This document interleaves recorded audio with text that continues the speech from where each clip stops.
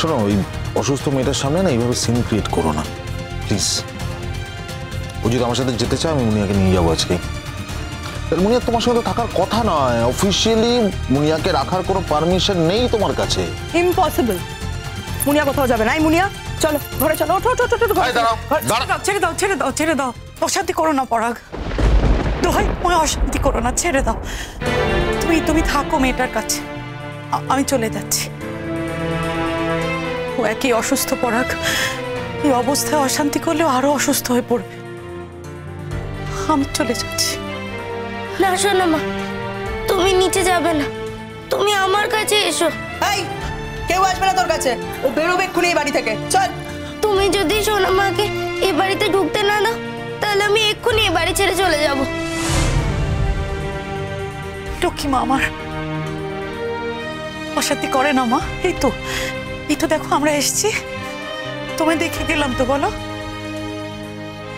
তোমার যদি এরপর একটুখানির জন্য ইচ্ছা হয় বলো। হ্যাঁ, একটা ফোন করে দিও ড্যাডিকে, ড্যাডি এসে তোমায় নিয়ে যাবে, কেমন? আমিও আসতে পারতাম মা, আমার আশা তো বারণ।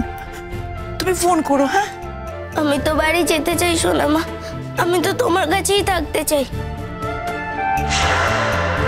আমার এখানে থাকতে আর ভালো লাগে না, খুব ভয় করে। মাম্মা মেলে খালি ফোনে গল্প করে, আমার পাশে শুয়ে আমাকে গল্পও বলে না, ঘুমও পাড়ায় না। মুনিয়া মেয়ে কোথাকার? হ্যাঁ, বাড়িতে নিয়ে এসে এত যত্ন করলাম, এখন মুখ থেকে বড় বড় কথা বেরোচ্ছে না ওদেরকে দেখেই? এতদিন তো আমার কাছে খুব মিনমিন করেছিলি। মারবো না মারবো, তোমাকে টেনে। খবরদার, আমার মেয়ের গায়ে একবারের জন্য হাত দেবে না তুমি। বেশ করবো, হাত দেবো। আমার মেয়ের গায়ে আমি হাত দেবো, আমার ইচ্ছে, বেশ করবো আমি। তুমি কে? মায়ের থেকে মাসির দরদ বেশি না? শোনো, তুমি এর মধ্যে ঢুকো না, তারপর শুধু শুধু তোমায় ফাঁসিয়ে দেবে। আমি মুনিয়াকে বাড়ি নিয়ে যাব, কারণ ওকে বাড়ি নিয়ে যাওয়ার অধিকার আমার আছে। ফিরে আয় মা, থাকতে হবে না, চলে আমার কাছে, চলে আয় মা। তোকে ছাড়া আমি আর থাকতে পারছি না রে বাবা। সারাটা রাত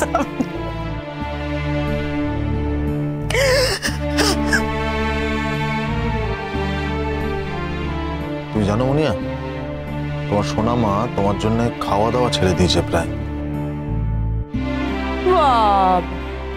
আর কত নাটক দেখাবে তোমরা পরাগ? তোমার এইগুলো তো দেখা হয়নি জীবনে কোনোদিনও বিপাশা, তাই তুমি বুঝতে পারো না। হয়তো জীবনে কোনোদিনও কাউকে সত্যিকারের ভালোই বাসনি, এমনকি নিজের মেয়েটাকেও হয়তো নয়। তাই তুমি কথাগুলো বলতে পারছো। ভালোবাসলে তার যে কি কষ্ট না বিপাশা, সেটা যে ভালোবাসে সে বোঝে। ভালোবাসলে ছেড়ে থাকার যে কি কষ্ট সেই বোঝে। তুমি কেন বোঝো না বিপাশা? কেন? আমি বুঝি বিপাশা, আমি মর্মে মর্মে বুঝি। পারলে না তো, মেয়েটাকে ভালো রাখতে পারলে না বিপাশা। আমি জানি তুমি ব্যস্ত, তোমার বাড়িতে দেখার আর কেউ নেই। কি আর করবে তুমি? তাই বলছি বিপাশা, সমস্ত দ্বিধা দ্বন্দ্ব ভুলে তুমি মেয়েটাকে আমাদের কাছে ফিরিয়ে দাও বিপাশা।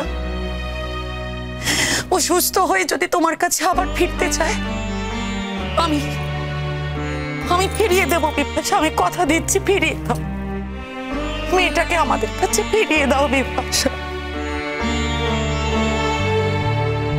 আমার নিজের মেয়েকে আমি তোমার থেকে দান হিসেবে নেবো নাকি শ্রমণা? সাহসটা তো দিন দিন বেড়ে যাচ্ছে তোমার। মুখে যা আসছে বলে দিচ্ছ, ভাবছো না একবারও কি বলছো? শোনো, আমি তো তোমাকে বারবার বলছি, তুমি প্লিজ নিচে যাও, প্লিজ। সোনা মা দাঁড়াও, আমি এক্ষুনি তোমার সঙ্গে চলে যাব, আমি জামা কাপড়গুলো নিয়ে আসছি।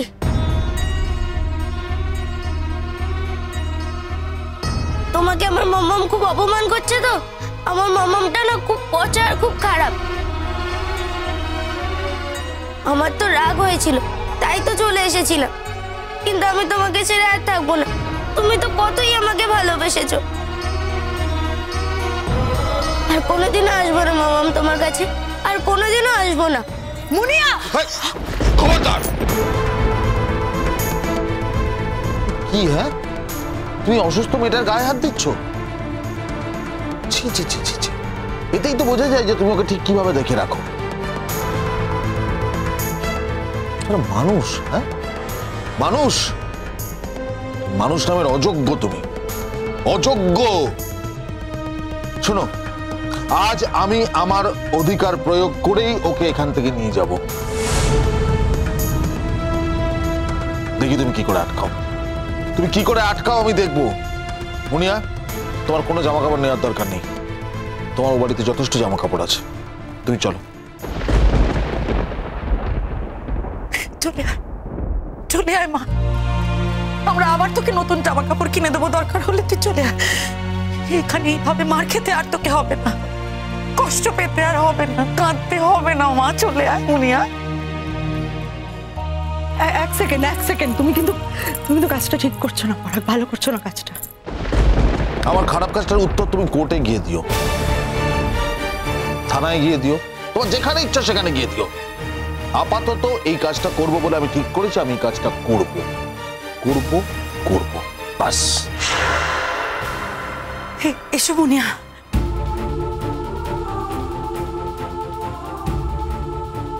মুনিয়া, মুনিয়া,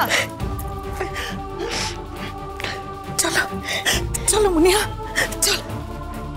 মুনিয়া, মুনিয়া,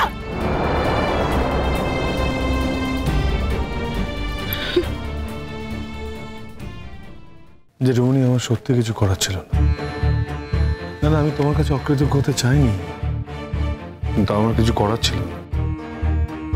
কিছু করার ছিল না মানে? তুমি তো তোমার বউয়ের কথা শুনে সব সিদ্ধান্ত নিয়েছো। পাপান এরকম একটা কাজ করতে পারে না, এই সবকিছু বানানো।